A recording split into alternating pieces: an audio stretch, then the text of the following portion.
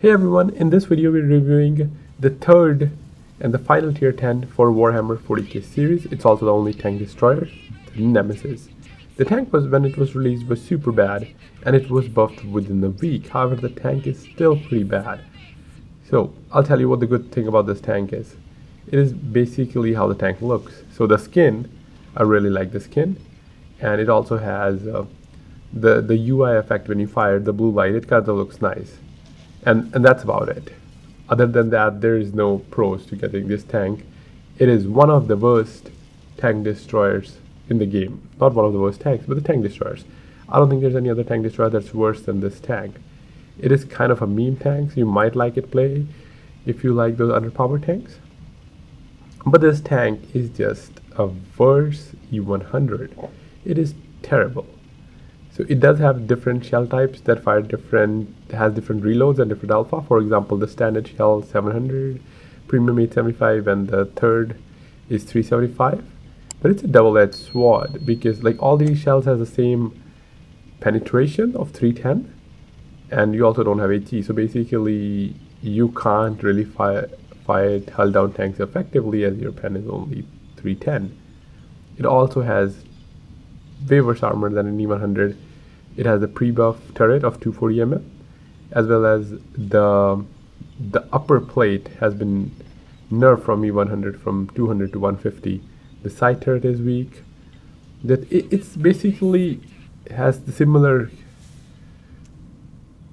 camo than E100, so you can't really. I mean, of course, it's a tank destroyer, so you get a little bit of benefits, but it doesn't have the benefits of E100, right? E100, you now have actually 2800 HP, and this tank only gets 2100. And E100 has a very solid armor to brawl, especially when tanks are not firing premium. But even with that, you can kind of trade with E100 and bounce shots reliably from lower tiers. But that's not the case with this tank. This tank, like the way I play it, as play at Redline, because even though it doesn't have the camo, I just try to make the best use out of the tank.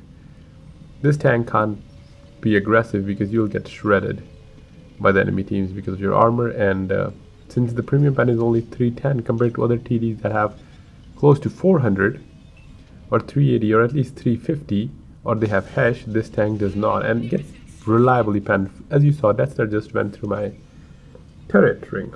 Oh sorry, no, the turret, and I've lost already half my HP. I might have bounced in the if I was an E100.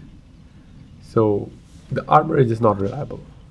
There is no reason to get this tank. If I was a regular player, I wouldn't have bought it. I got it the first time when it came out, when it was 60% or 50% discount, and I kind of wanted all tier 10s. Currently it's available for 17,000, but there's no reason to buy it. The other two tier 10s, Rogan and Lehman, are just better, also available for cheaper, and you can actually, they're actually very, very strong tanks, which is not the case for this tank destroyer, which is kind of a good thing because our tank destroyer are broken. But when you compare it, right, this tank does nothing special. As it doesn't even have the high pen, doesn't have the camo, doesn't have the HP. 2100 decent for a tank destroyer because that's what most have, but this doesn't have that high pen or high alpha either. So one thing this tank does have is, okay, the only people who might like this tank is what you see like a regular E100 player who loves to snipe at the back and fire standard shells, because this tank has the same penetration for standard shell as well as premium, which is 310. And since it's a tank destroyer, you get 60 meters of camo net bonus as opposed to 20. So those E100 which we often see sitting in the back, they can do slightly better in it because you have better camo, better pen, better shell velocity with the standard shells, of course. And you might do an extra shot of damage. However, they die immediately when they're spotted, and it's the same in this tank.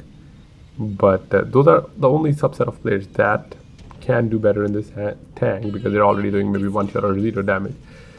But with the tank, they might do a little extra. But overall, this tank, I feel they can make it a heavy, give it armor and HP buff. so that because I don't want another OPTD, but in my opinion this could be heavy since it's not going to be a skin for E100. They can keep the shell mechanic same, but if it had it could be like a AMX M4 and Andre. We have two different tanks, right? If this is a E100 with similar HP, or maybe a little less, 2700, but it has like a better gun, accurate gun, it might be more fun to play, but a similar armor profile. And yeah, South and Overland, our team kind of pretty much died. As I said, like the way I played, I like to play as more of a sniping role and let the team come to me, as I know I can't really brawl it. And Turan pushed. I put my final shell into the Turan, hitting 9k damage. But that was it. Yeah, that's it for this game. And let me know what you think about this tank. If you like it, hate it, you think it should be like this tank does deserve a buff, and it did get it the first time within a week or so. But I think it should be made into heavy with a better armor. We don't need another broken tank destroyer. So that's it for today's video. Thanks for watching, guys. I will catch you in the next one. Have a great rest of your day.